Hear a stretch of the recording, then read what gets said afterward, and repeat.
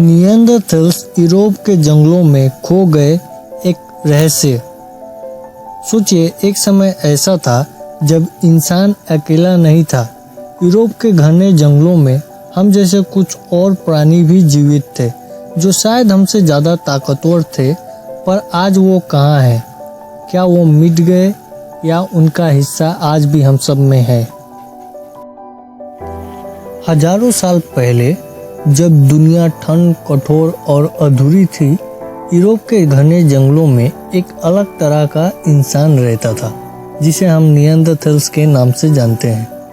बड़े कद काठी, मजबूत हड्डियां और तेज आंखों वाले ये प्राणी प्रकृति की सबसे कठिन परेशानियों में भी टिक गए थे। लेकिन आज उनकी सिर्फ यादें बची हुई है। कैसे जीते थे ये लोग? क्या था उनका जीवन? और सबसे बड़ा सवाल, वो क्यों और कैसे गायब हो गए? नंबर 1, निएंडरथैल्स का जन्म। निएंडरथैल्स का जन्म करीब 4 लाख साल पहले हुआ था।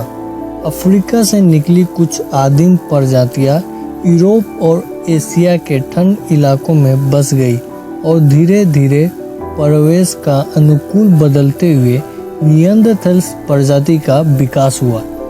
उनका शरीर ठंड झेलने के लिए ही बना था। मोटे मोटे हाथ पैर, चौड़े चौड़े छाती और बहुत मजबूत हड्डियां। ये लोग आग का इस्तेमाल, औजार बनाना और शिकार करना जानते थे। 2. जंगल में जीवन। यूरोप के जंगलों में जीवन आसान नहीं था निएंडरथैल्स के लिए। वो लोग बड़े बड़े जानवरों का शिकार करते थे, जैसे उली मोमेद, उली राइनासोर और भारी बुल्क। फिर वही जानवर के खाल से अपने लिए कपड़े बनाते थे, जो उनको ठंड से बचाते थे। मिट्टी से लिपटी हुई जिंदगी में उन्होंने प्रकृति के साथ एक अजीब सी समझौता कर लिया था। जीने के लिए हर दिन एक जंग था। नंबर 3, निएंडरथैल्स की बुद्धि। लोग सोचते हैं कि निएंडरथैल्स सिर्फ जानवर जैसे थे, लेकिन सच्चाई कुछ और था। निएंडरथैल्स भी सोच सकते थे, याद रख सकते थे और समूह में जीने के नियम समझते थे। उन्होंने आर्ट बनाना शुरू किया। केव पेंटिंग जैसे कुछ सबूत भी हमको मिलते हैं। अपने मरने वालों को धरती में गाड़ के अंतिम संस्कार भी देना शुरू किया। ये सब सबूत दिखाता है कि निएंडरथैल्स में भी इंसानों जैसी फीलिंग्स थी। नंबर 4, होमो सेपियंस और टकराव।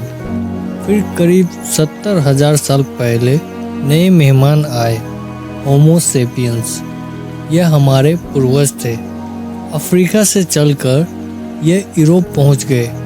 उनके पास नए नए औजार, बड़ी संख्या में लोग और नई टेक्निक थी। निएंडरथैल्स और होमो सेपियन का टकराव हुआ।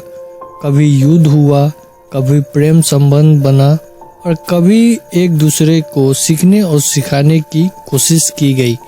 पर धीरे धीरे निएंडरथैल्स की संख्या घटने लगी। नंबर 5, अंतिम सांस। किसी एक दिन, किसी एक ठंड रात, यूरोप के किसी जंगल के कोने में निएंडरथैल्स ने अपनी आखिरी सांस ली। उनका सफर यहीं खत्म हुआ, पूरा नहीं। आज भी हमारे डीएनए का कुछ हिस्सा 2% तक निएंडरथैल्स से आया है। तो कहीं न कहीं हम सब में निएंडरथैल्स का एक छोटा टुकड़ा जीवित है।